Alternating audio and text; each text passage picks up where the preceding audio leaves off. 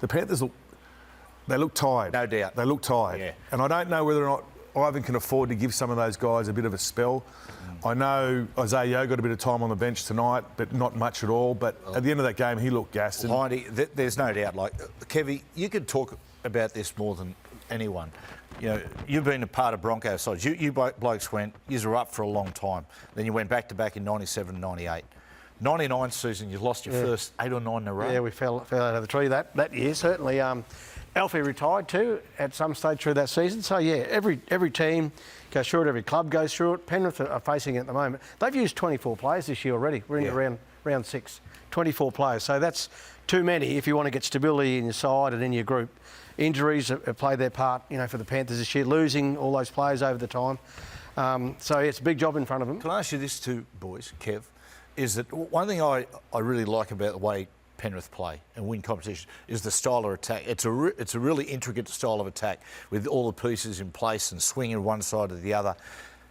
I think it's very difficult on the young, new faces coming into the side. You know, particularly when you've got a bloke like Blaze at 6 who's trying to find that role in the side. I watched them tonight, Penrith. I just reckon they're in a lot of ways trying to do too much. Like they're at the moment, they're so pass-centric. I always maintain. I think when Penrith play their best football is when they play a lot more north-south. And watching Nathan starts that, doesn't he? With his running, he carries the ball 20 times a game. The loss of Fisher Harris is a little bit got to do with that as well. Exactly. And they've lost that little bit of that bash up the middle with him, a bit of the intimidation. And no To'o tonight. Yeah.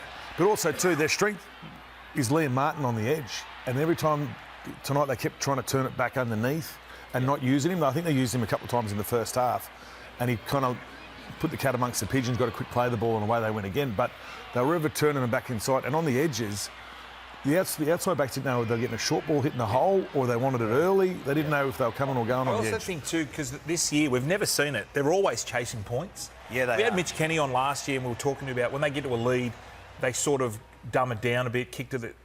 They've all been the last couple of weeks, or especially the last month, they've been trying to chase points, and that's why they look a bit erratic. Yeah. Just on that, like we spoke before, Kevy, that year when you lost the first 8 or 9 in a row, at first it's probably desire and fatigue. When does it start to become that really starts to affect your confidence? Well, when you lose 8 in a row, Matty, it's never much fun. Yeah. And then you start looking at look at yourself first. What can I do better here? And then as a group, I think we came together. We just got sick of losing, and I think we beat the Tigers at Leichhardt one game, and they weren't going that great either. Sorry, Tigers fans.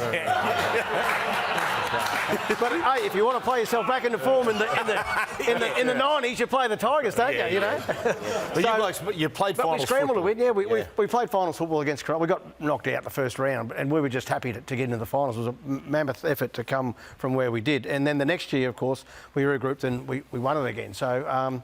But look, it is tough times for the Penrith club because they've just been so used to winning. Yeah, they are. 5 grand finals in a row, won 4 of them, and now we're week 6 and they've won 1 game. It's not. But you blokes don't seem so disappointed with Penrith. Sitting there, big smiles on your face, eh? Well, share around a bit. Yeah. You like to share it? Give someone else a crack. The boys at Hamiso was good. They've really struggled at the start of this year to open the field up for him, but I thought tonight Katoa did. Just playing nice and straight, open a bit of space. Look, I'm going negative straight up. No, you're not. No. The arms are folded. The arms are folded. No, you know what? As great as he played tonight, and I love seeing him in open space, and he just glides across the field. But I would have loved to put a little bit more effort into stopping a few of those early tries against him. Like, put your body on the line a little bit. Come on. I think his coach should be a little bit. We'll have a look at that in video, mate. Don't worry about getting in there and. Might be a bit of a kick in the arse. Yeah, I think so.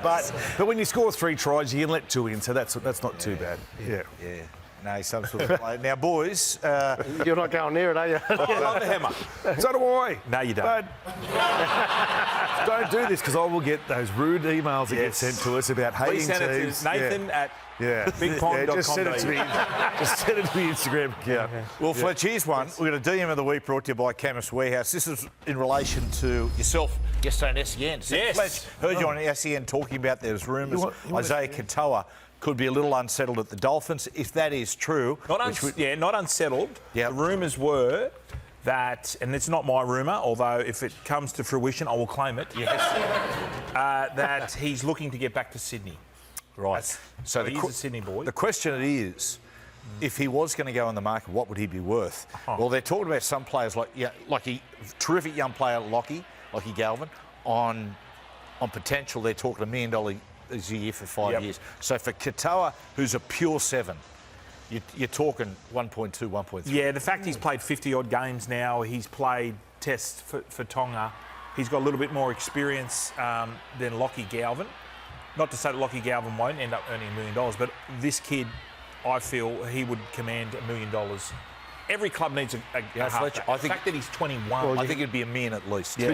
Could you start him off a little less, but have a longer deal and kind of slowly build? What is it with you and Dolphins players? No, it's nothing. I'm just thinking.